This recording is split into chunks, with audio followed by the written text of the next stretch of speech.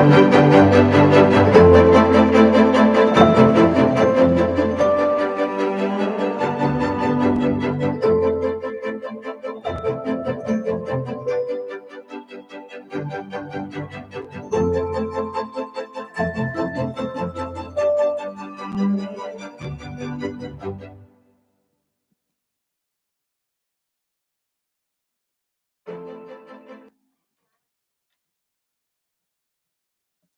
right, welcome everybody to Spotlight Session 2 of the Montana Free Press Fest. I hope you guys are enjoying the festivities.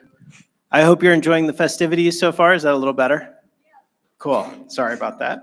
My name is Skylar Browning. I am the chair of the board for the Montana Free Press, and it is my absolute pleasure to welcome you guys here for this session and this overall weekend of programming. I want to take a quick second to thank the sponsors and partners who helped make Free Press Fest possible, including the School of Journalism, the Wren, the Montana Community Foundation, the Baucus Institute, the Mike and Maureen Mansfield Center, and the University of Montana. You are here for the second Spotlight session, a conversation about the future of journalism, with journalists working in web broadcast, nonprofit newsrooms, printed weeklies, and national media. I am pleased to introduce the moderator for this conversation, Augusta McDonnell, an award-winning news anchor and reporter at KTVQ, the leading source of news and information for Eastern Montana and Northern Wyoming. She anchors Montana This Morning, the only local morning show in the region, and produced and hosted a weekly digital public affairs newscast, Face the State, covering the 2023 Montana legislative session. Please help me in welcoming Augusta.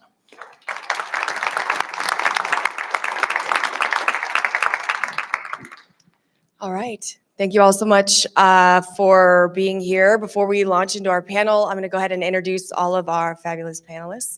First off the top, we have John Adams, who you've probably heard from a little bit this weekend. He's the founder, director, and editor-in-chief of the Montana Free Press, a veteran, award-winning investigative and political reporter. John was formerly the Capitol Bureau Chief of the Great Falls Tribune and a correspondent for USA Today. Please welcome John Adams. And in this fantastic pink suit, we have Maritsa Georgiou. She's the evening anchor for Scripps News. She hosts the first and only national television show that's streaming from Montana. She's most widely known for her reporting on the planned removal of USPS blue collection boxes before the 2020 election. If you're a Missoula news consumer, you probably especially remember that story, and that earned her the 2021 Walter Cronkite Award for Excellence in Television Political Journalism. Please welcome Maritsa Georgiou. And we have Kolby KickingWoman in the center. He said he would proudly sit in the middle, and so we appreciate that. Kolby is a reporter producer for Indian Country Today and currently reports for the Washington Bureau. He attended the University of Montana, where he got his degree at the School of Journalism. He was selected to the 2018 Wilma Mankiller Fellowship cohort, spent a year working at the National Congress of American Indians in Washington, D.C. Please welcome Kolby KickingWoman. And we have on the end, Matthew Mantica, who just flew in last night, so we're glad he made it here safely. Matt is the Director of Growth Investments at the American Journalism Project. He partners with nonprofit news organizations across the APJ portfolio, helping grantees build and execute growth plans to sustainably meet their community's news and information needs. He also helps direct AJP grant making, leading growth planning, and designing investments in revenue and operations capacity. Please welcome Matt Mantica. And we have, all the way from Choteau, Melody Martinsen is the editor and co-owner of the Choteau Acantha paper. She was raised on a north central Montana ranch, earned a bachelor's degree in journalism and a minor in Russian from UM in 1987. After graduating, she worked at the Great Falls Tribune as a reporter and copy editor. In 1990, she and her husband, Jeff, purchased the Choteau Acantha weekly paper, and she still serves as editor. She's a past president of the Montana Newspaper Association and the president of the Montana Newspaper Foundation and chair of the Montana Freedom of Information Hotline. Please welcome Melody Martinsen.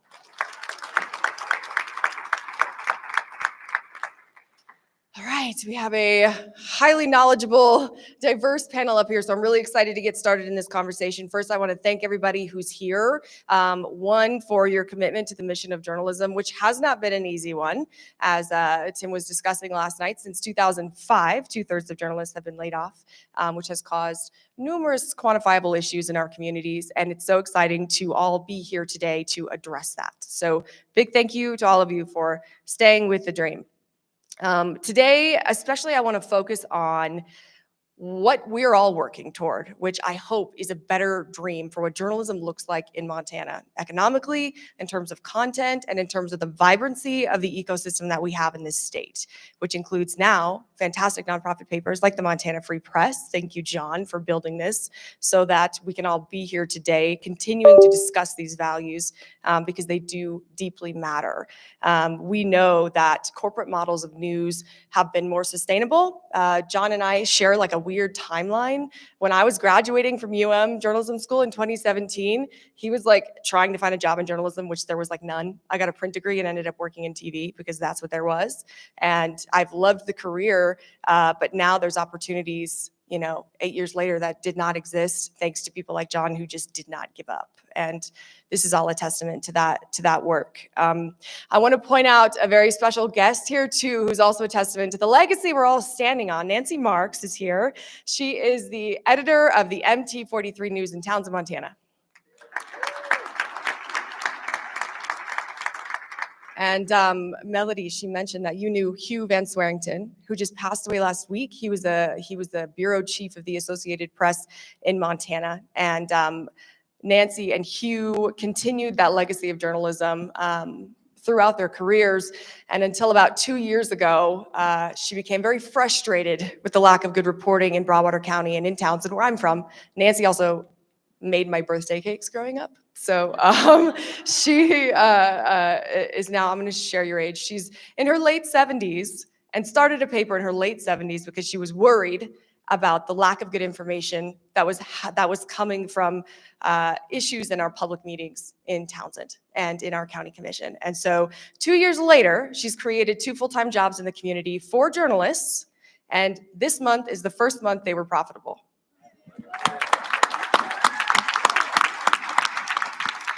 Can I just add to that just a real little Absolutely. bit? In 2016, I was at the Venerable Butte Press Club in Butte, Montana, where we, Renata was there. There's some folks in this room.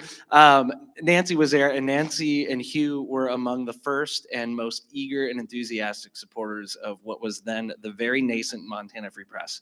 So thank you, Nancy, for your commitment. Well, that's what I mean. Financial supporters. Yeah, she wrote a check when a lot of other people were pretty skeptical at the time. So, yeah. Fantastic. So first, before we get into the first question, a little bit about me and sort of like my baseline of what I think this dream could look like. And I think we have dozens of brilliant people here today that can share in that and build on that and take these ideas in a million different directions to arrive at solutions and business models through collaboration and great ideas that take us into the future. One, I think journalism is public service, first and foremost, even if it's a corporate model. And I think that means that we have to be accountable to each other within the media ecosystem. It's fantastic to have new nonprofit papers and groups that are able to thrive and independent publications that are able to thrive because I think moving forward, we need to improve the way that we, even if we're making money, the way that we stick to our values and we stick to our ethics, even within corporate models in Montana. That's Scripps, that's the Montana Television Network, that's Sinclair, that's, what is the other one? Kohl's, I think, still has TV stations here. The Montana Television Network shouldn't be raking in tens of millions of dollars in political advertisement and have one reporter covering politics in Helena on staff. That has to change. And I think within our publications, we hold each other accountable as well. And I've seen that done very well in other states. And I'm really excited now that in Montana, we have a growth and a vision, and we're moving towards that. I think publications in the state of Montana should be able to hold our political officials accountable. When we say, hey, you did this, there should be a response. The public should know about it, and they should be able to use that information to vote, to advocate, to et cetera, which means one, we have the economic means to get the information, and two, we're getting it to the public at large. It's my contention that the record doesn't exist for the sake of itself, it exists for the people. We can do fabulous work, but if it doesn't reach the masses, everybody who's too busy to sit down and read the paper now, or whatever it may be, we need to discuss what we're doing, how we're doing it, and how we get it to the voter, every voter, the low-income voter, the middle-class voter, the people who have the time and money to be informed as well. So all of these topics are in my questions today. First question is for Matt, our traveler from afar who's here. When we had our prep call, he talked about having some kind of expertise to establish numerically where we're at now. So from kind of a national business perspective, Matt, you're a part of helping publications like John's get off the ground. Talk a little bit about what you're seeing in the nonprofit news model. Who's reading it, what's working, and what do you think is next in terms of continuing to support these publications? See if I can use this mic correctly. We're seeing a lot. We're seeing a lot of growth. I think that's the first thing that I'll point to. This is a really new field. Nonprofit news did not exist 30, 40 years ago when we were at the peak of commercial media. I think something that you talked about sort of in your introduction is we've seen the loss of 60% of newspaper jobs in the last 20 or so years. And with that has been the real decline of the traditional sort of advertising supported newspaper model that enabled newspapers to really thrive in communities across this country. 20 years ago, 80% of newspaper revenue was advertising. That revenue line has declined by 80% over that time period, 20 years. And so what entrepreneurs like John are having to do is build new models of bringing in revenue to support their staffs, going out, reporting on their communities, reporting for their audiences. And we've seen philanthropy, we've seen individuals, and we've seen corporations step up to support these new businesses in really exciting ways. So our organization, the American Journalism Project, supports 44 organizations around the country who are doing this nonprofit news model. And we've seen them grow incredibly well over the last 5 years of our support for them. We've seen John can talk about the growth of Montana Free Press just in the last couple of years. But today, our portfolio of 44 organizations is doing something in the range of $85 million in revenue on an annual basis. So these are still relatively small, they are still relatively young organizations, but they're growing really quickly and working really hard to fill the information gaps that they're hearing about in their communities, to fill that sort of void that's been creeping up and really accelerating in many places in Montana and around the country. Okay, Matt, thank you so much. And so, John, maybe comment on that a little bit. You're seeing growth here in Montana. Talk a little bit about what you're seeing, what folks in Montana are wanting from the Montana Free Press, and going forward, what you want to add to the publication. And I think in a second piece of that question, also reflect on getting this information not only to the informed part of our publication, or of our population in Montana that has time and the wherewithal to go look at the new independent digital publication and check the journalists and know they're credible. We have those people, they're informed already. Talk a little bit about also efforts to get that information to everybody else. Yeah, that second part of the question is the tough one. The first part is, one of the reasons I talked about this last night for those who are here, might sound a little bit repetitive, but one of the reasons I think that we're successful is because we do pay attention to what the needs of our audience are. It's not just us anticipating what we think people can and should know, but it's also regularly communicating, participating in events like this, surveying our audience, actively seeking feedback through our email newsletters, but constantly asking folks, what do you need of us? So before we go out and do our election coverage, we don't just sit around and say, like, what do we want to cover this election? Part of what we do is we ask our audience, what do you want us to be asking these politicians and these candidates on your behalf? And I think that's one of the things that the news kind of got away from, during this like rush to figure out how to survive in the internet era, is the listening to the readers and trying to anticipate and read their meet their needs. Now, that's not to say that other news organizations weren't trying that or haven't been doing that. When I worked at the Great Falls Tribune, we had a reader advisory panel that came in and would talk to our reporters and our editors about what they saw as a lack of coverage at the Great Falls Tribune. I thought that was some brilliant stuff that we were doing back then, and but we're trying to scale that and get as much feedback from our audience. I mean, when you hit reply on one of those newsletters that we send out every day, that actually goes to real human beings.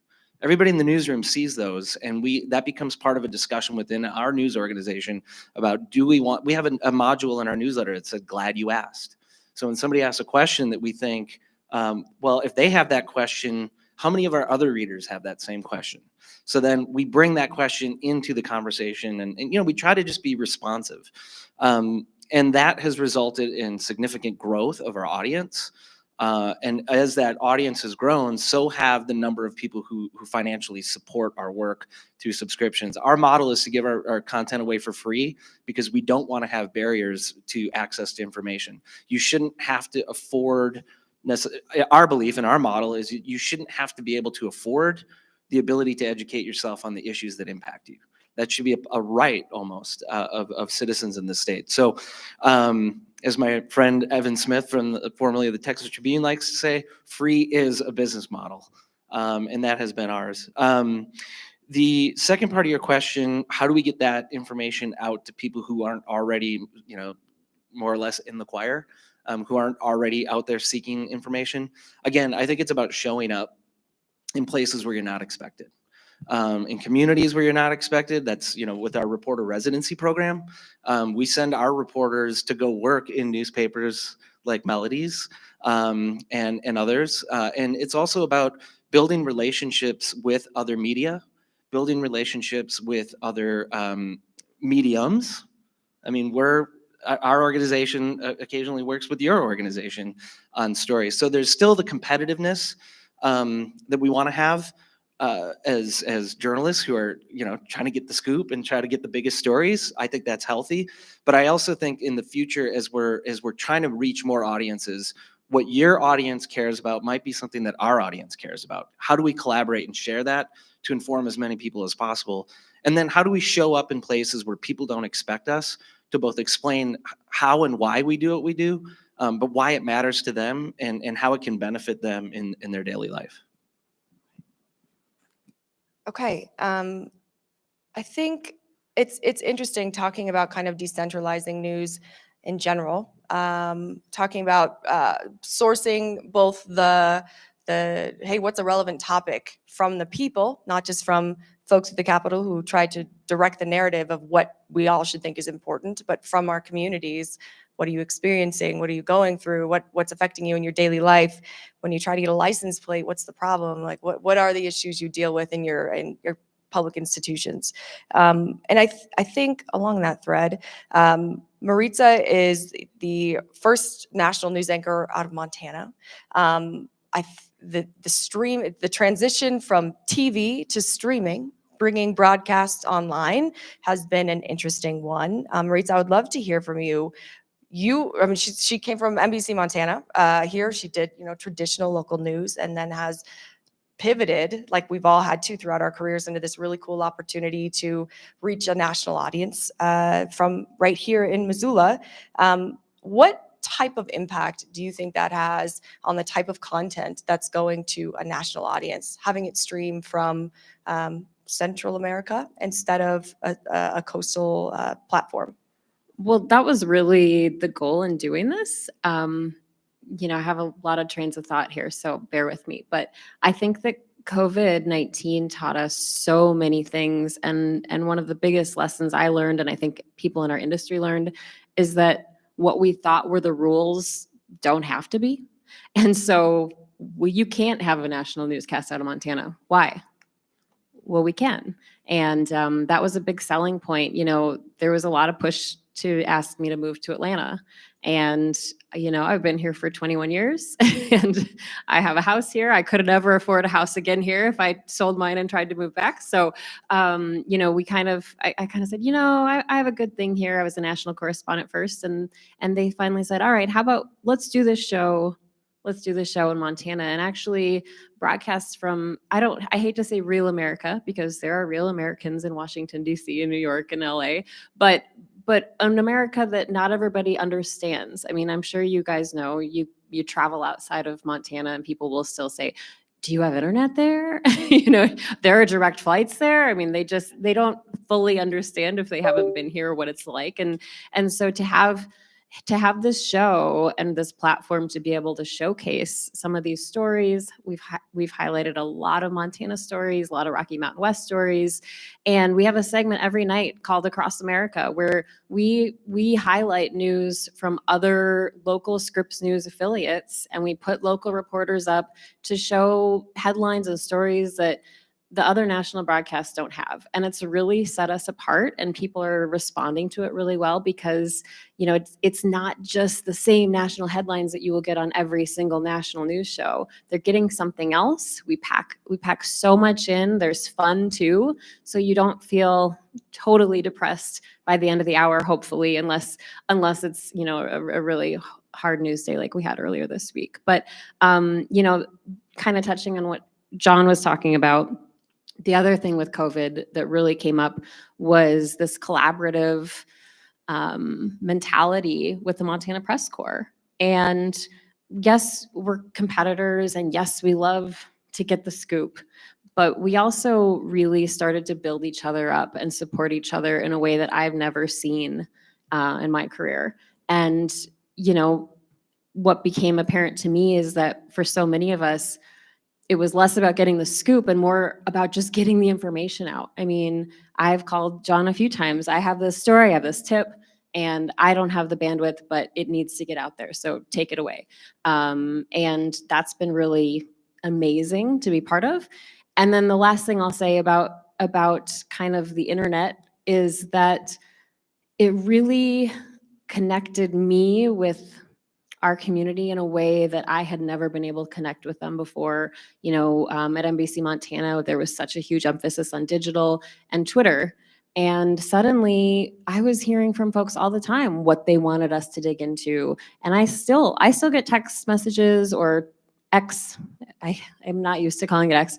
I still get Twitter messages all the time, like, hey, did you see this? Hey, check this out. And it's such an easy way to interact with people and have them interact with you and say, hey, I heard this, or dig into this, or can you help me with this? And there's no greater feeling than to say, yeah, I can help you with that. Let's look at it. Very much like in its service of what's needed. And I think it's interesting that what the information that's available to everyone is affected by our ability to communicate with everyone, and it's like more of an exchange instead of a one-way conversation.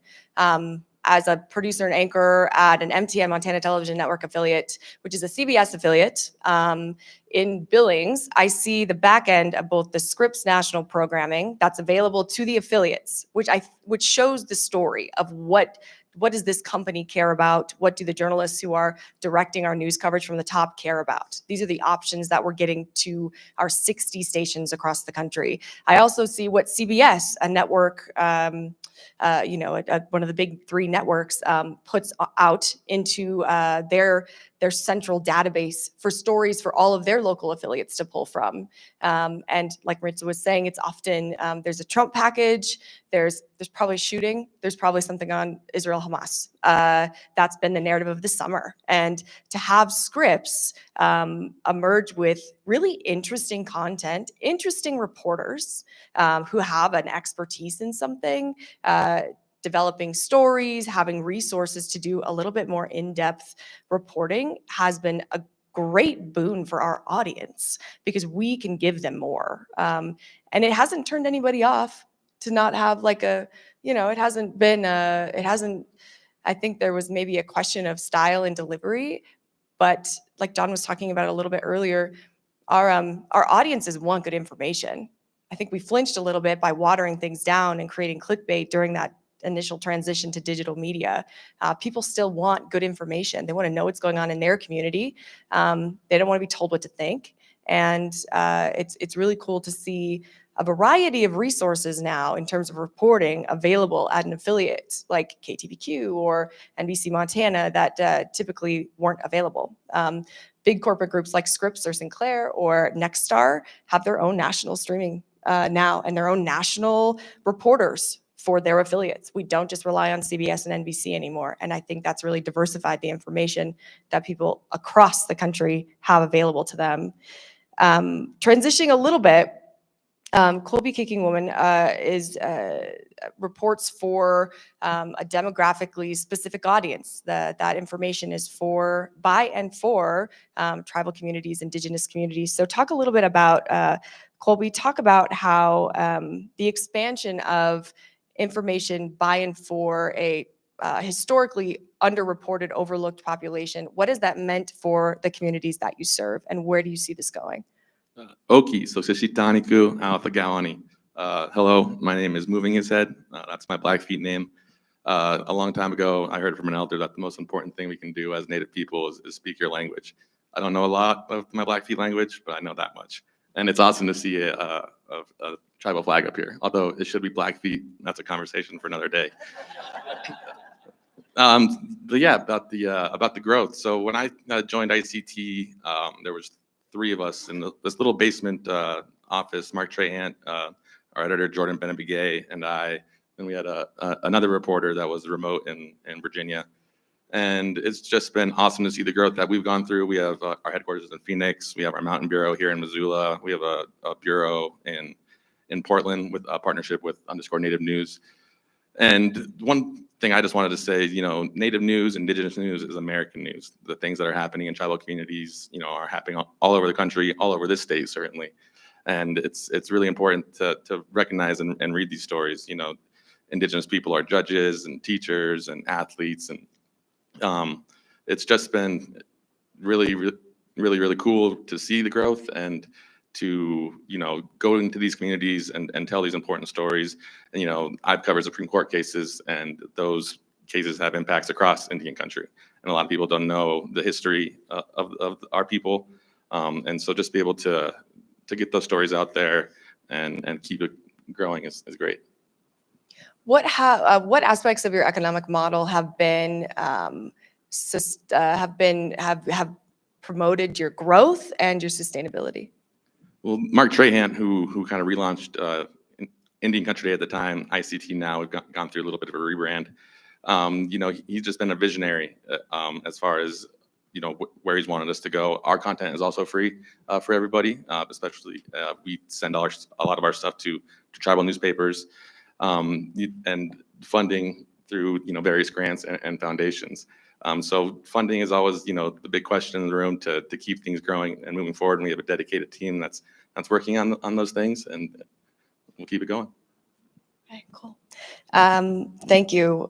Let's hear a little bit from Melody now, who has been running the profitable Choteau Acantha for decades, which is amazing. And I think there's really interesting lessons to pull from the success of that paper. Choteau's Class B, which is a high school with about 200 to 250 kids. I don't know why I just use that to gauge the size of the town. That's probably a very Montana thing. But Choteau's got like 2,000 people.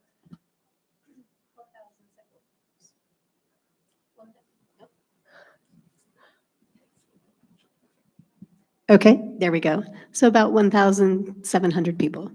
And our high school has 115 kids, including 5 foreign exchange students this year. So we're only barely hanging on to Class B status. Fascinating.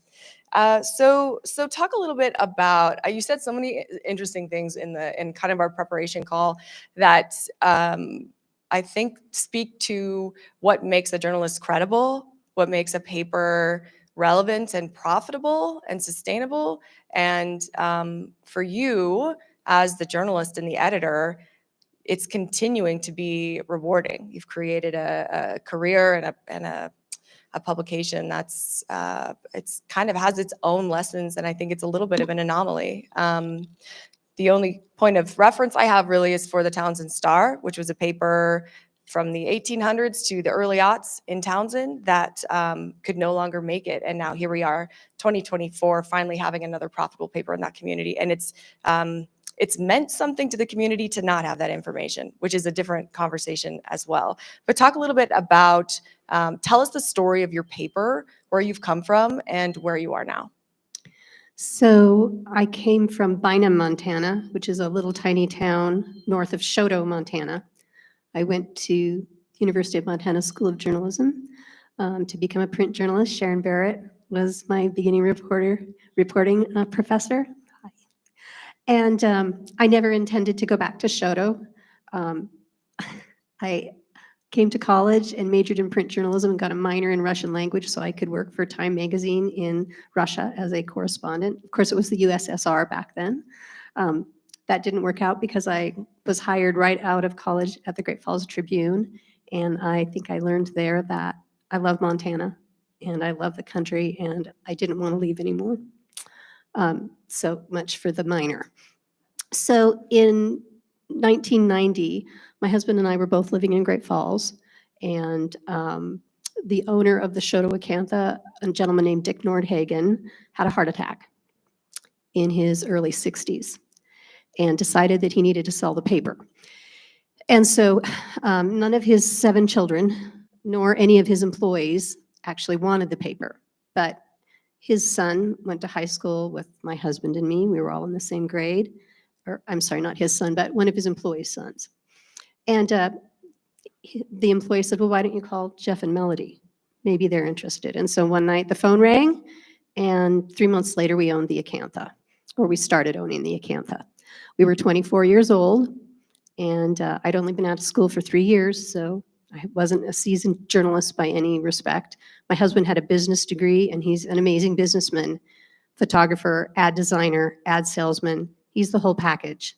The Acantha wouldn't be profitable today if it weren't for him. But our idea when we came back to Choteau and took the paper was that we were going to make it the most comprehensive local newspaper in our county. And I have competition. I have another weekly newspaper 17 miles down the road in Fairfield. So I'm not the only print media in Teton County. But we had a vision, and our vision was to expand the almost exclusively Choteau coverage that was in the Acantha to include the rest of the county: Fairfield, Dutton, Power, Bynum, Golden Ridge, Greenfield, Pendroy, all the little places. And we've been working for the last 34 years to do that.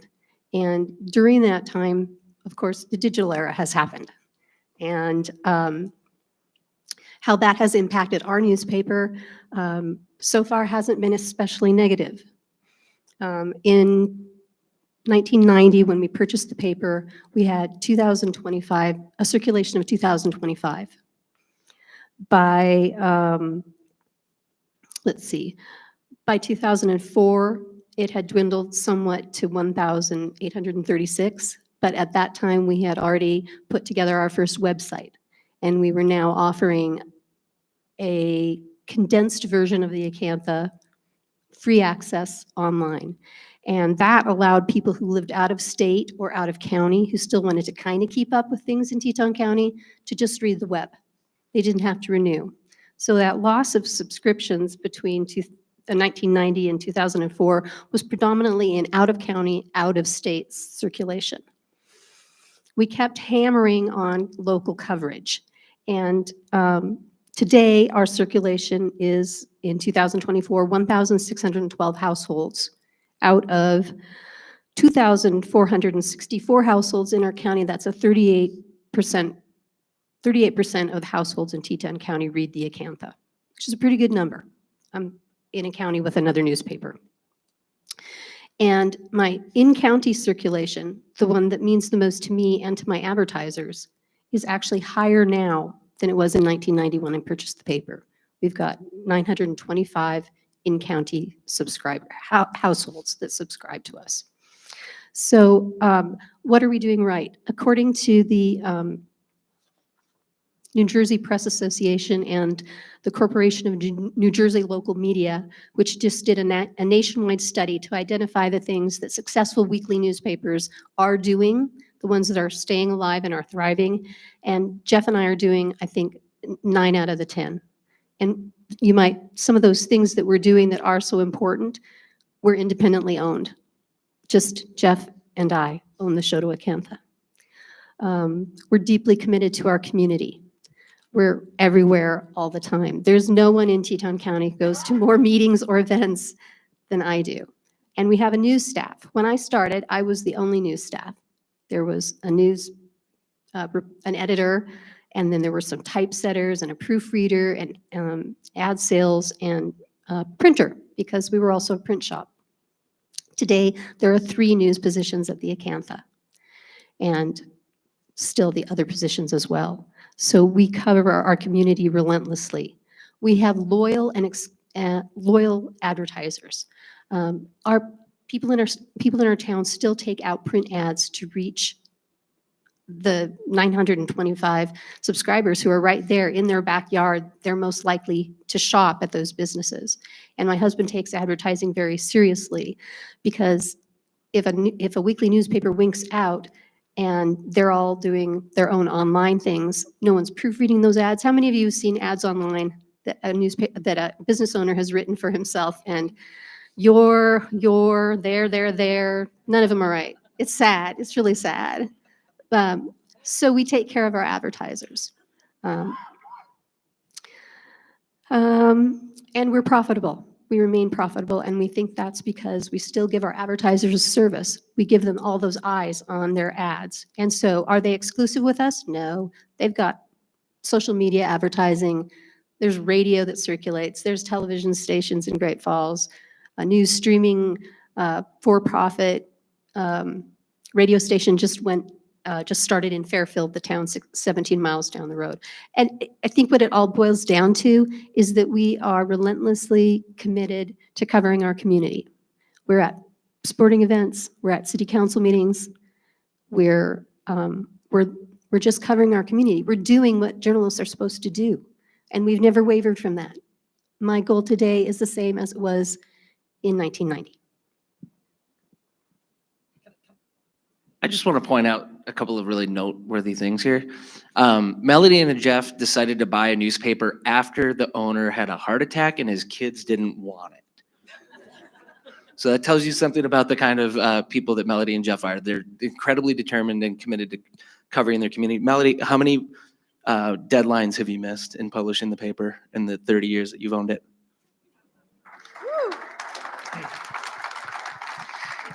When we were doing our prep call for this, Melody had to leave. She was sick. You can kind of still hear it in her voice. She was sick as a dog. She was in the newsroom, and she had to leave the prep call because a 6-year-old had to be rescued 15 feet out of a tree. So that's the kind of hyperlocal commitment that she's talking about. And yeah, the first time that the fire department had to rescue a 6-year-old out of a tree. That's awesome. Well, congratulations, Melody, on that legacy of success that we continue to build off of, both the models that worked and have been able to sustain, and what that means for our new models, and what that means for the work that we are hoping to do in the future, because we'll have more journalists with more jobs, and we'll have more publications that can get more information to their community that everybody in the state can use. I think Kolby's message about Indigenous reporting being state reporting happened this week when the CSKT, the Confederated Salish Kootenai Tribe paper, the Augusta, published leaked audio from somebody who's running for office saying some racially insensitive comments. And from there, our newsroom rallied on Wednesday to get it across MTN because that candidate was in Billings that morning. He refused to interview, and yet we figured out a good way to get that story out anyway. And it's on Scripps News Tonight. Haley's story? I don't know, but a version of it. So now it's national news. And I think that speaks to, thank you, Maritsa, that speaks to the vibrancy of lots of different sustainable publications that we can all build off of, we can compete with. And in the end, we commit to the same ethics and we push forward in public service using the best of what we're all creating. I think that leads to a conversation about, so in what I've observed, this is potentially reductive, could be built on, please correct it if it's wrong. But I think we've moved into a position in Montana where political figures, people in power, agencies that have power are not responsive to information in the same way that they used to have to be, because being responsive to journalists meant they were responsive to the public that had the journalist information and also cared about it. I had a working experience in Oklahoma, which is and I'm so glad I got to go see that because it's a very vibrant media economy. People are like news obsessed. And they, even in spite of whatever power structure, doing whatever they may do anyway, even if the public knows they might be elected anyway, if it was problematic, there is so much public backlash to news and information. There's public response, there's public discussion. And when I came home a couple of years ago, that wasn't necessarily the case. I felt like X or Twitter, there was sort of like an echo chamber of people who were engaging with the information, but the public at large in Eastern Montana, who I'm related to half of them, didn't know about some of this stuff. That's really important. And it just made me wonder why and what do we do about this?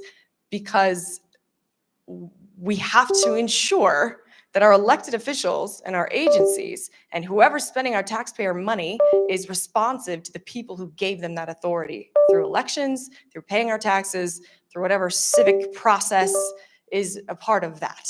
And so I want to talk about how do we restore that in the state of Montana? How do we restore having an informed public? John and I were talking about this a little bit this spring because we were talking about getting Montana Free Press reporting onto my local morning show, which are two very different vibes.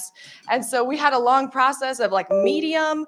Also, how do I get your print reporters to talk in a soundbite and not a lecture on these topics? That's been a process, a fantastic process. They've done so well. How do we transition really lengthy, in-depth information into sound bites for a morning news audience that's getting their kids ready, that's on the way to work, that is the middle class, that's just trying to know the weather to get to work, whatever it may be? How do we take that information and get it to those people? That was our vision. That was our mission. And part of the conversation that we ended up having was we're going to have to change the language about some of this policy because our consumers have not had the benefit of good information because of the changes in the industry for like a decade. So language that's specific to health policy, education policy, whatever it may be, isn't language that's in day-to-day conversations among the masses. So we have to almost re-inform people as an industry to what it means to be a citizen and what are the functions of our government and what does it mean to have, a certain type of primary. That language isn't as common among, I think, the public at large as it used to be. And that's an observation. And that's where I kind of I hope this is fair. But I think, how do we move past this chapter of little information into a chapter where we have an informed public and they know if they pay attention and they do something, there will be a response by the people they've elected. So open to the panelists. Let's discuss this.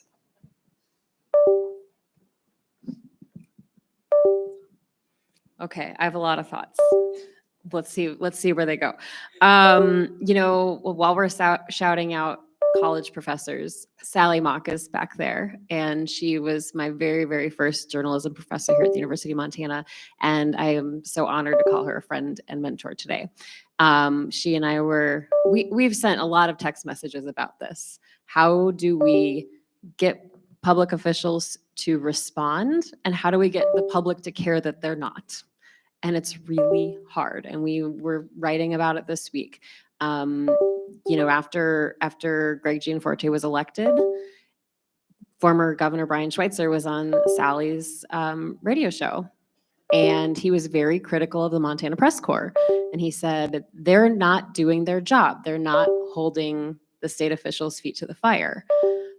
But I called Governor Schweitzer and I said, how are we supposed to do that if we don't get responses or there's no media availability? And the answer turns out to be, well, you have to just keep publishing that we reached out and we've reached out this many times and through these forms of communication. But then that leads us to the next problem is, do people care? Like you said, there's an echo chamber that does, but is it enough? And right now, I don't think enough people do care, because you can have candidates say they're not going to debate, or you can have candidates say, or just not even respond to press inquiries, where when I started a long time ago, that was not the case. That was a political death sentence, and the political rules have changed, and we need to figure out how to address that. But I think that one of the ways is, sadly, you talk to young people today and you ask where they get their news, TikTok or Instagram or Facebook. You have to reach them where they are. The problem is media literacy comes with that. And how do you teach that generation to understand what is true and factual on those platforms and what is propaganda or misinformation? So I think that's where we start. And, I kind of joke that everything old is new again, and stuff that I grew up with in the 80s and 90s is cool again. So I'm hoping like watching the nightly news and reading the paper becomes like retro and hip. Wait, that's a brilliant So I think idea. that's my idea for like a campaign. Like, let's go old school, like, kids walking around with cassette players and crop tops and local news. Yeah, I think that last point is really good, and I think there's a lot of truth to that. I mean, I do think that we get a lot of credit a lot of times for doing, that we're doing all these novel things with news. I would argue that a lot of the things that we're doing on the news front aren't that novel. They're old. They're the things that newspapers used to do in community newspapers, and we're trying to figure out a way to translate that into a digital environment where people are now getting their information on their phones and on these various algorithmically driven platforms that we don't have any control over.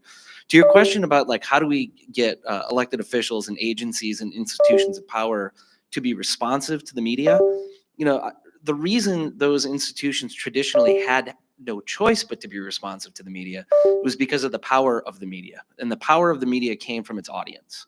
The number of people who turned on that nightly newscast and believed what they heard being explained to them by the local reporters and news anchors who they knew they had relationships with because they turned them on every night and had that appointment between 5:30 and 6 every night, right? Same thing with your newspaper. When that newspaper showed up at your doorstep every morning, that was your appointment over your coffee and your toast to get informed on what's going on in your community. And the power that the paper had came from the number of people reading it and trusting it. And that is what we have. That is what all of us have to work to restore, is building trust through a large audience of people who believe that when they turn to Montana Free Press or KTVQ or Scripps or ICT or the Choteau Acantha, and I would argue Melody, if you were gonna ask their audiences about who has the most amount of trust, I bet we don't have a study to prove this, but I would bet that Melody's audience trusts her paper more than any of the rest of us. The bigger you get, the less trust there is, because the distance between the individual consumer and the people producing the actual work. I'm sure Melody has people who don't agree with everything that she writes or don't love to see some of the stories that are in the paper, but they know that they can walk down to the office and give her an earful about it. And that matters. And that's the kind of thing that we have to restore. And as these algorithms and these platforms, and stick around tomorrow for the conversation on AI, because we're going to get into this even deeper tomorrow when we think about where this is all going in the future. Trust is so critically imperative to the future of our democracy, and that we have these trusts in both our institutions and the institutions that are providing us the information that we use to make decisions about our daily life. And so there is no easy answer of how you restore trust and how you rebuild audiences, but it takes a lot of hard work. It takes a long-term commitment.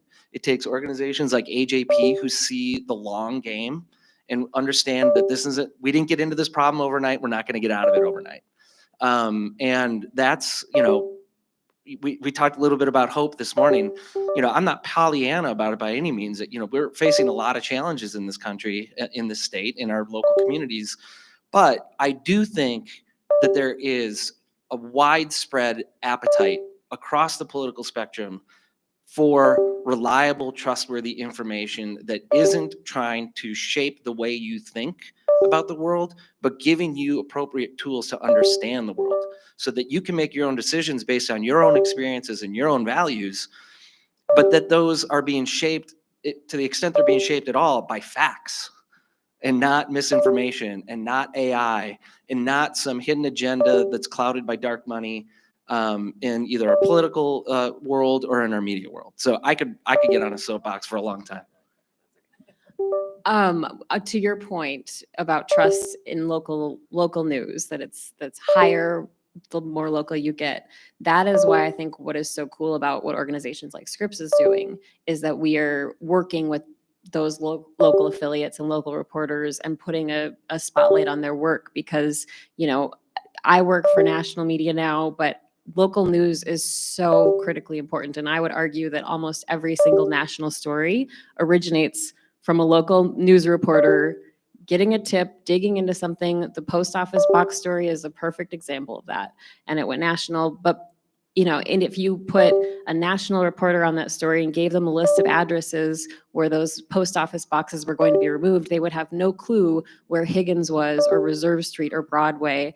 And they would have no clue what landmarks were at those addresses. So combining national efforts with local efforts, I think, is part of the key.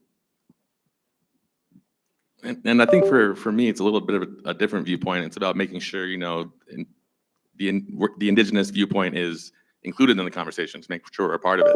When's the last time you watched a debate and heard a question about an indigenous issue? Or do you know how many indigenous members of Congress there are? Or that Lieutenant Governor Peggy Flanagan could be the first Native American woman to be governor of a state if Kamala Harris and Tim Walz win the election.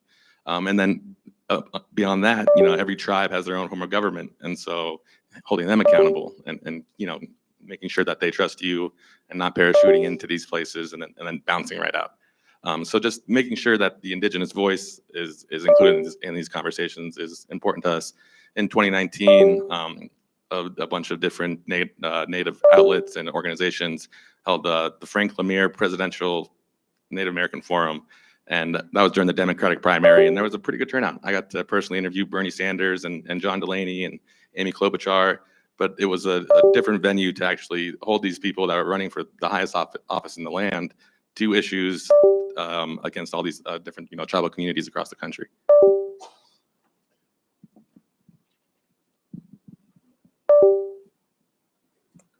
So again, I'm coming from a very different, very hyper-local perspective than the rest of these folks.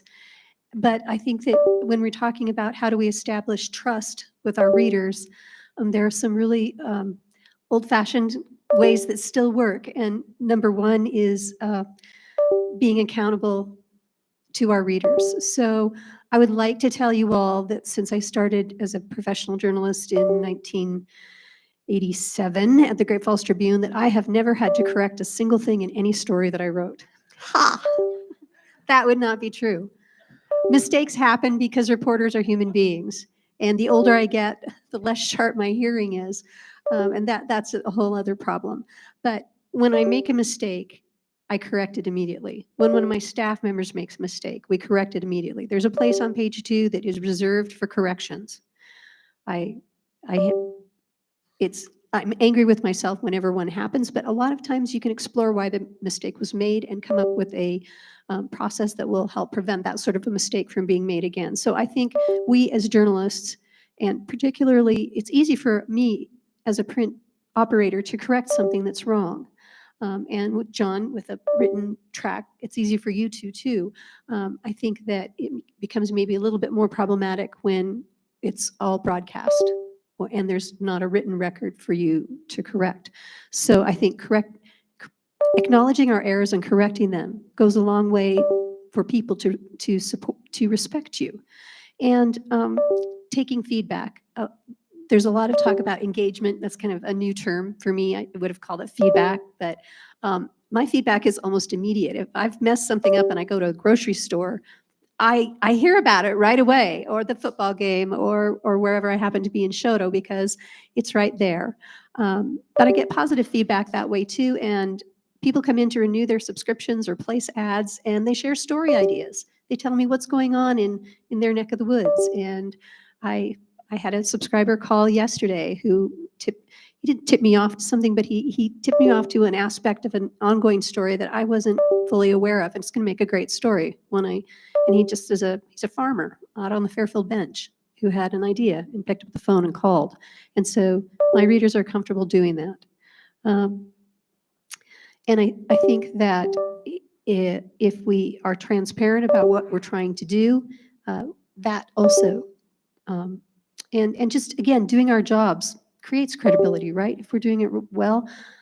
In March, I had a subscriber, again from Fairfield, come in, canceled the paper. He said the columnists that I run on the editorial page were too liberal, which I thought odd because I balance between progressive and conservative, and I try to keep track to make sure I'm not doing that, but he canceled the paper.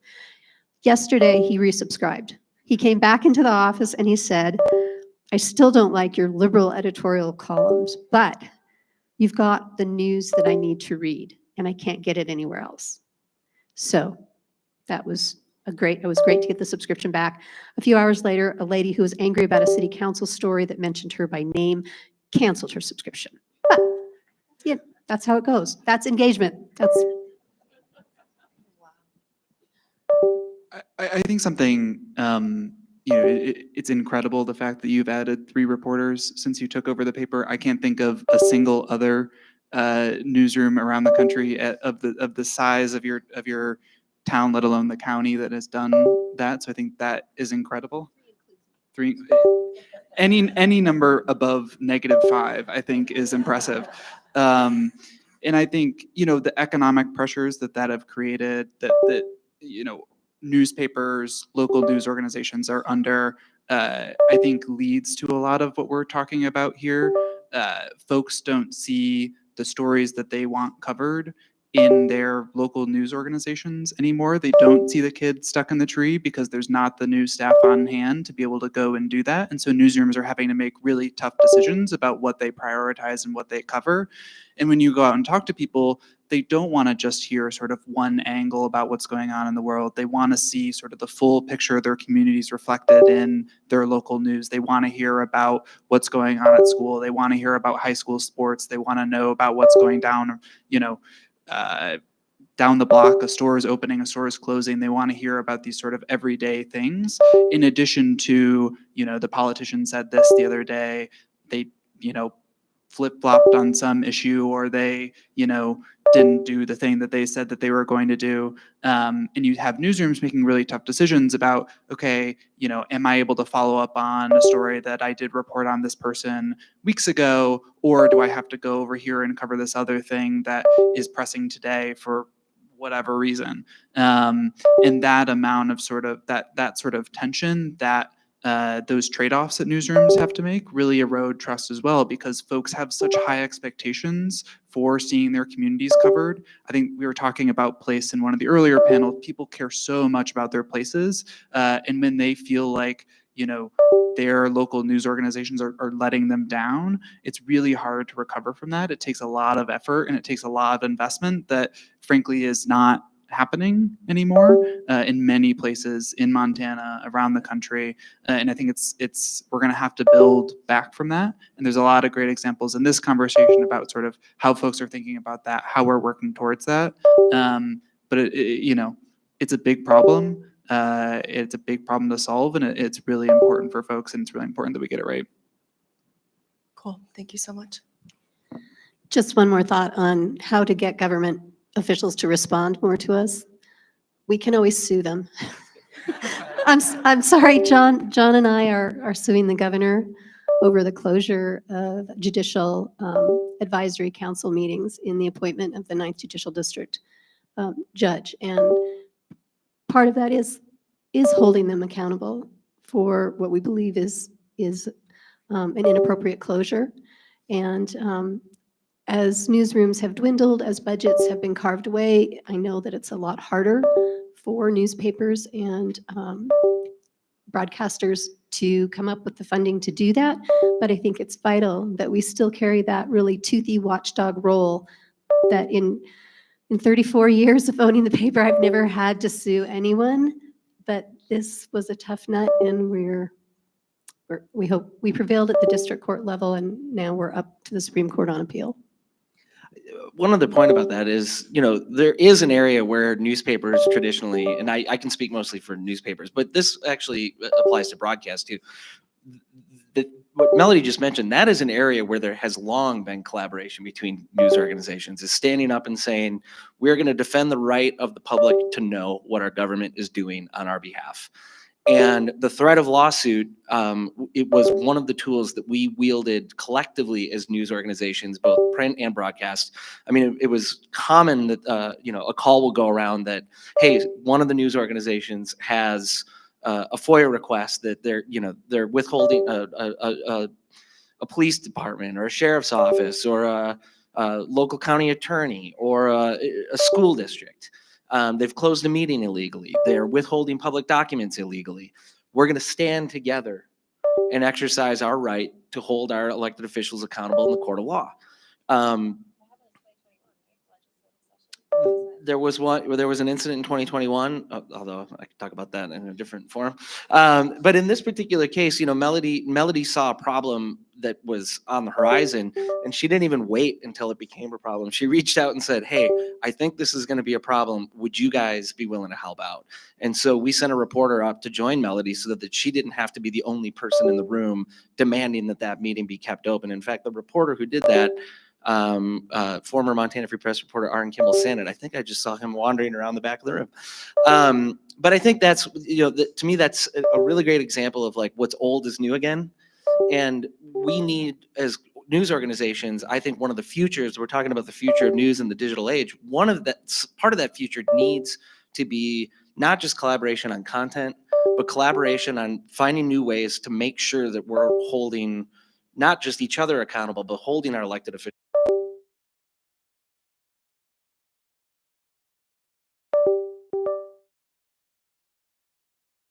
and letting them get away with doing things outside of public view.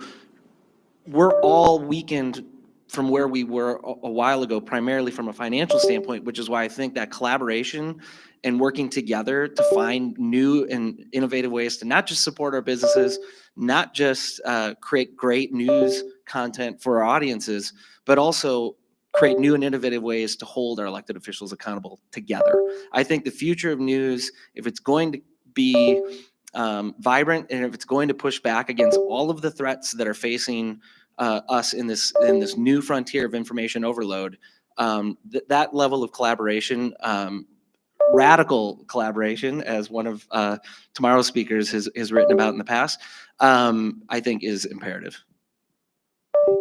Thank you all so much, and really fantastic conversation today. Really excited to take all of these conversations forward, but we want to open up the floor to questions. We've got about 30 minutes. Yeah, who's got the mic for Mike over here? Go ahead and raise your hands, and we'll kind of get a lineup of folks who got a question over here. Let's start there. Question in the back. Eric's got a question. Oh no, Eric's got a question. Oh really? I commend all of you for your efforts. I used to work at a East Coast publication, the Wall Street Journal. I try and even promote what you do to an even broader audience.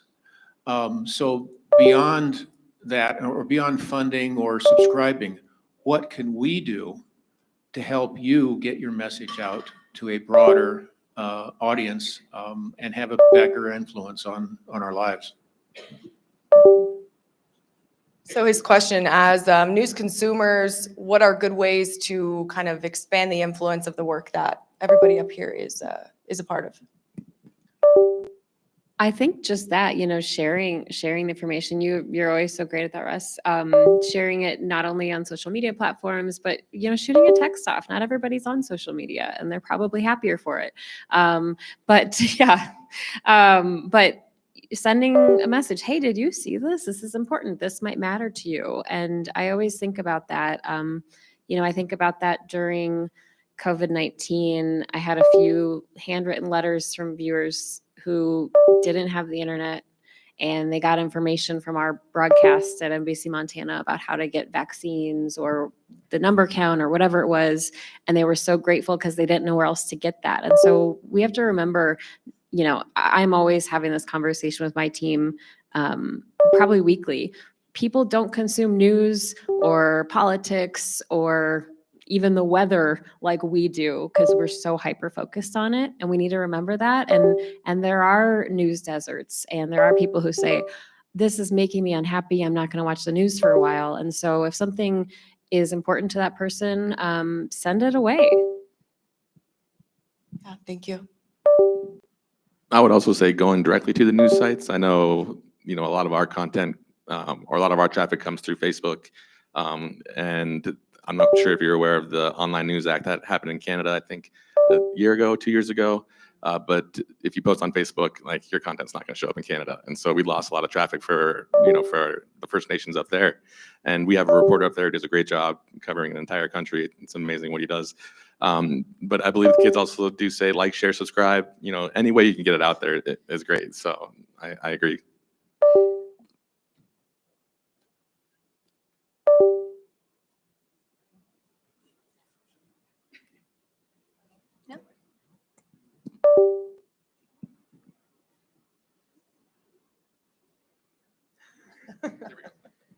I really am the dinosaur up here. I was telling them earlier, I should have worn an inflatable T-Rex costume. I'm so inept. So one of the challenges in growing the Acantha's circulation is engaging young people who can access the Acantha online. They can have an e-subscription and read it on their phone. They can read what's on the website. But my husband and I were just talking about this, and I'm sure someone else has already done this, and I don't know whether it worked or not, but we have a relatively small high school graduating class, about 28 kids. And starting at the beginning of the second semester, we're going to provide each one of those kids a free subscription for the rest of the school year. And then we're going to interview them and figure out what, if anything, they liked about it, how they would prefer to read their news. I'm hopeful that I'll be able to do at least one English Lit class with them where I can talk about media literacy and credible resources and credible sources. And so if you're a parent or a teacher, model how to get news responsibly, whether that's watching a trusted local television station, a trusted website, or the newspaper, if you're lucky enough to have a newspaper in your town, the newspaper in your town. We'll see how it goes. I'll let you all know. It's a great idea. I think building off of that and something that John said earlier, like, let these folks know what you want to be covered. What are you not seeing in their reporting? What are you not seeing covered across the state, covered in your community? I think not only does that help them, in their own decision-making and their own coverage, it also helps them, talk to folks themselves and make the case for the work that they're doing. We're hearing from these folks, all across the state that they want more of XYZ coverage, but we don't have the resources to do so.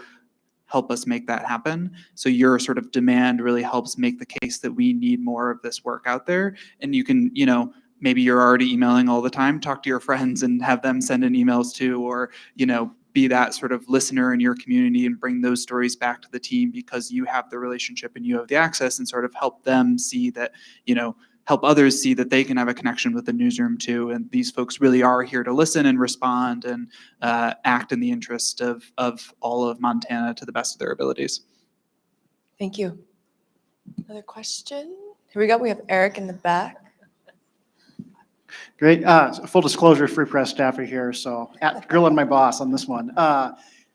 Wanted to ask broadly, thinking about the leap that Jeff and Melody at the Acantha took, buying a paper in their early 20s, or the leap that John took in his 30s, leaving a job at an established newspaper to try to start the Montana Free Press. What do you think needs to be happened to encourage entrepreneurism like that among millennial and Gen Z journalists in Montana today? Like what needs to be there in order for that to feel like an option for folks at that point in their career? Or to make a kind of a trite summary, what will it take to get Augusta to buy the Acantha when Jeff and Melody retire? Yeah, okay.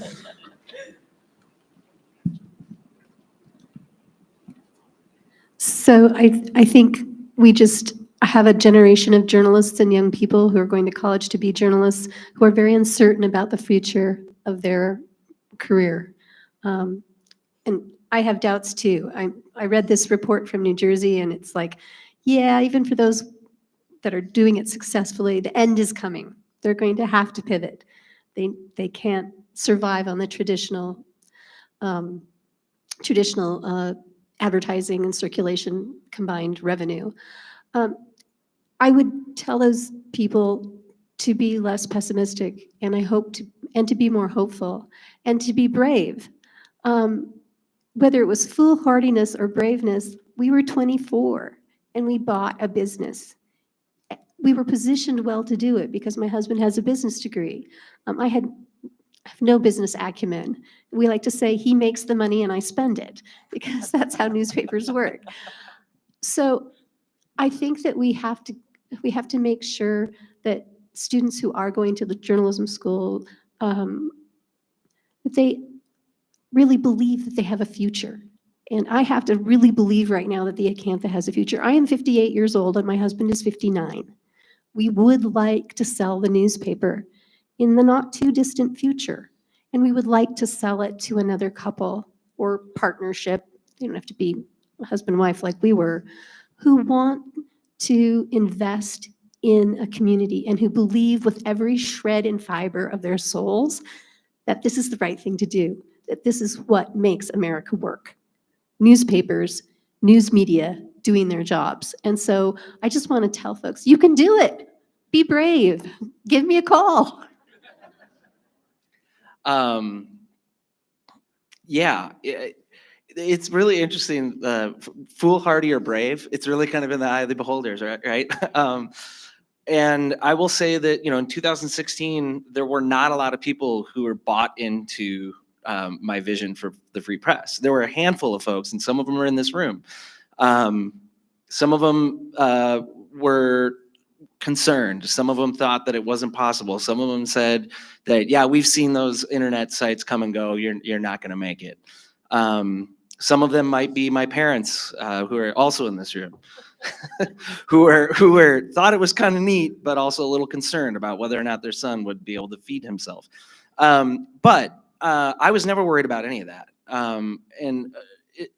Some of it is because I am, pretty self-reliant. I didn't have a lot to lose. But, most importantly is, like Melody, I just believed in it. And I think we need to stop talking so pessimistically about this industry. There is not a news problem. We have not forgotten how to do news. We have not forgotten the work that goes into keeping the public informed. What we have gotten wrong over some period of time was this adjustment to the digital age and trying to keep up with big tech companies who are able to drive the conversations, drive the agendas, drive the profits in one direction, with very little regard for the communities that they're affecting with the use of their platforms.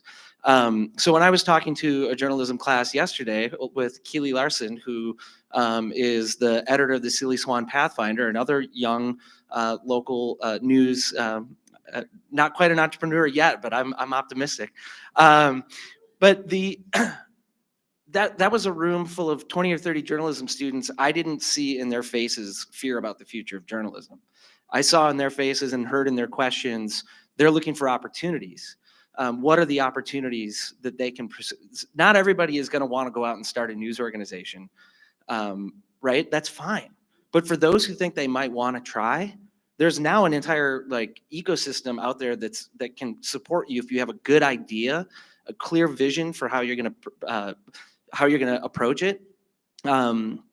And if you want to work in a news organization, but you don't necessarily want to run one, we're creating opportunities for that too, right? So like, I think one of my greatest hopes for the Montana Free Press is that we can give folks like the students here at the UM Journalism School the sense that there actually is a viable path, regardless of if I want to be a local community news reporter, if I want to be an investigative journalist, if I want to be a religion reporter, if I want to be we're trying to recreate those opportunities. And yeah, if you have the gumption, the drive, and a vision for a model of news that you don't see out there right now, there are opportunities. And I am the other great thing about this nonprofit news world, it is so collaborative. We do not keep secrets. We share our successes. We build each other's successes. My friend in the back, Neil Chase, who just arrived from California, is going to be speaking tomorrow. Neil is an incredibly successful executive director of Cal Matters, which has over 90 employees, and just executed a really interesting and high-profile acquisition of a national news organization focused on technology. Neil doesn't keep his plans and the secret for his success for Cal Matters secret. Maybe I shouldn't be putting this out there because now Neil's phone's going to be ringing more. But I can call Neil up and get, how did you do that? How did it work? And that's what's so cool about our industry, and quite frankly, the best part of my job. Yeah, and speaking of success and the collaborations, ICT and Montana Free Press has a collaboration of successes in the audience. Javon Wagner, she was an intern and covered the state legislature for us both, and then she came to ICT for 6 or 7 months, and now she's back at Montana Free Press. And so there's opportunities for growth, and collaborations are always great. And we're going to continue that collaboration. And we are continuing that, yes. Collaboration's huge. I think that's a great question because the narrative of our industry has been so kind of despondent for over a decade now. I mean, when I went into journalism school, 2013-ish, everybody was like, "Don't do it. What do you do? It's a sinking ship. It's a sinking ship." That was the phrase. My parents were like, "What are you going to do? How are you going to do it?" And I'm not Pollyanna about it because I'm now 8 years into this, and this is the first year that I really haven't been paycheck to paycheck as like a middle-class person entering the industry. So, however, we're still here, and it's better than it was, and it's continuing to be better, and there are opportunities that did not exist when I graduated from college in 2017. So big props to everybody who's created this and that really exciting conversation and jobs. Nancy. Also, if I bought the paper in Choteau instead of the paper in Townsend, she would never forgive me. So that could not happen. I'd have to buy them both with somebody else's money. So, okay, another question. Or where are we at with our questions? I'm not in charge of that. Back here, and then we've got another one up here. Hi. One of the questions, or one of the things that people in my age group ask is, where's Walter Cronkite? And I think that's what it is nowadays in the news media. They feel that there's the bias that gets shown on all stations and also in the newspapers. And Walter Cronkite was the guy that everybody trusted. He probably had his biases too, but it didn't seem to show. But that, if you can get back to that, and I know you're trying to do the best. And let me tell you, I'm a sitting legislator right now. And you talk about trying to get the word out. My phone number is out there, my email address, I have a website. People don't contact me, but they go through and see something on their Facebook, and that's how they judge what I did. And then they also look at the bill title, which doesn't always mean what the bill is trying to accomplish. And they go on that bill title and they blast. So people are actually standing up for you guys. I'm saying people are looking for that negative. They're looking for how you're wrong. And I think that trust that was mentioned before, that's what the important part. Try to build that trust back and always lay out the story, both sides, whatever. Try not to show any bias, but I feel the same frustration. How do you get through to people? Because Facebook seems to be what they want to look at. And like I say, my phone number is out there, email. They don't contact me. They go by the Facebook rating. And so you're up against it. I haven't got the simple answer, but just keep throwing out the truth. appreciate that. I know there wasn't quite a question there, and I appreciate the comment, but I think within there is a response I think that's worthy, which is the elected officials need to see the press as an opportunity for them as well. Right? It's not just about us always holding public officials accountable. That's a really important job, but it's also about us telling the public what public officials are doing and actually doing and providing context for it. And that's what this festival is about. If you were in the education panel or you were in the Medicaid panel earlier today with sitting legislators and policymakers and people, lobbyists and people who are at the policy table talking about what the future of our state's going to look like, those folks want the public to know what they're doing. And that's a really important function of the press. It's not just about telling people what people are doing wrong. It's also telling people what people are doing on their behalf and letting them decide if it's right or wrong. But that's where I think, it's also incumbent upon public officials, elected officials, agency directors, people in positions of power, of public trust, to not view the press as a distrusted institution, but as a valuable resource for getting the message out about the work that you're doing. If you want the public to know what you're doing, you should be talking to local reporters. You should be talking to the people in the hallway of the Capitol. You should not view them as adversaries. We are going to have adversarial moments when we're writing about things you don't really want us writing about yet. But I think it's really important that the public officials also see the relationship with the press is something that can be valuable and healthy for the work that they're trying to do. Because I will tell you that of the 150 legislators that work in the Montana legislature every year or every 2 years, the vast majority of them are trying to do what they think is in the best interest of their constituents and representing their districts. The vast majority of them. There are only a handful of folks in any given session who are up there to just cause trouble. So, I think part of it is, legislators understanding that the press is part of the process, and not just legislators, but elected officials across the board, and getting them out of those algorithm-driven narratives.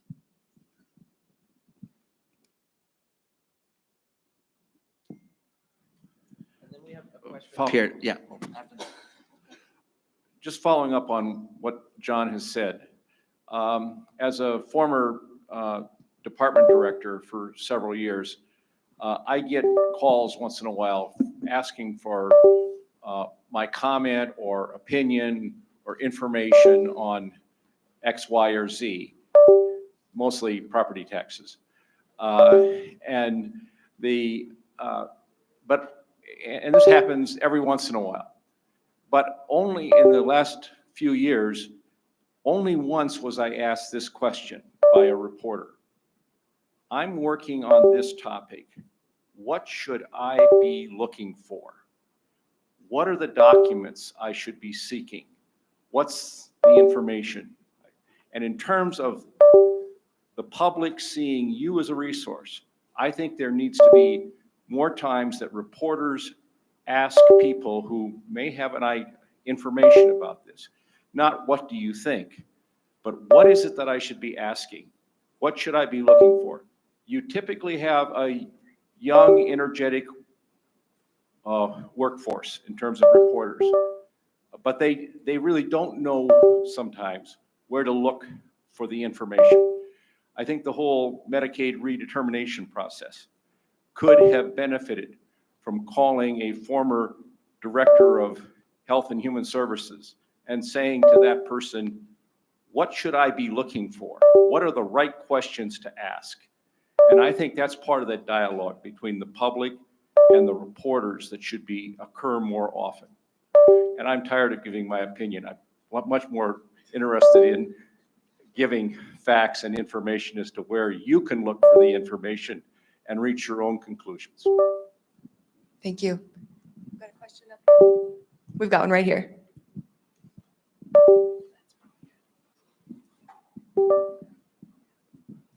Mine will not be a question, but an opportunity to provide some kudos and appreciation. I'm in a generational space where a lot of people my generation are very burnt and lacking in hope. And so I brought myself here today to reignite that hope. And I do believe that the future is Montana Free Press and is everything you just described. I have to say that main news sources, they really aren't something that any of us who are really wanting to understand issues, it's not tangible, it's not available, it's a lot of the same things that you said.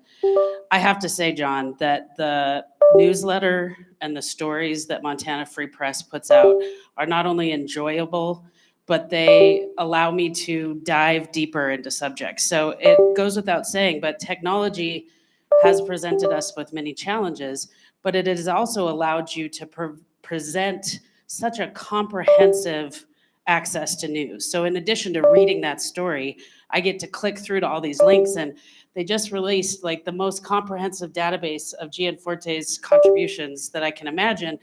That is just gold. And for an advocate like myself, thank you for doing that work. So I just want to offer my extreme kudos to all of you for the work you're doing. I do believe that you're allowing for hope to grow and prosper. And an offering in terms of young people, one of the best points I've had to be able to access both the brilliance and the energy and enthusiasm of young people is to be a judge at speech and debate tournaments. So if anybody in the room is not currently judging speech and debate and you have any concerns about the next generation, spend a weekend judging a speech and debate tournament. It is the most confident I've ever felt about the future when I hear just how articulate and passionate and diverse young people are. So as much as we lump them all into one group, I really think that we should be exploring how they get their news and how they stay motivated and passionate and hopeful for the future. And so both a thank you and an offering to the room in terms of an activity you could do to give yourself more hope as well. Thank you. Thank you so much for that. I think that was a great comment to end on. Thank you for those kudos. John? I just wanted to pull the audience here real quick. Is there a journalism class from a local high school in the room? All right. Woo! So there's your hope for the future, right? That we have high school journalists, a class from here, Big Sky, correct? Big Sky High, who's here in attendance today. So yes, there is a future. We're glad that you're here and glad that you're a part of the conversation. Okay, huge thank you to all of our panelists for your resilience and your brilliance and everybody who's here today to continue this mission.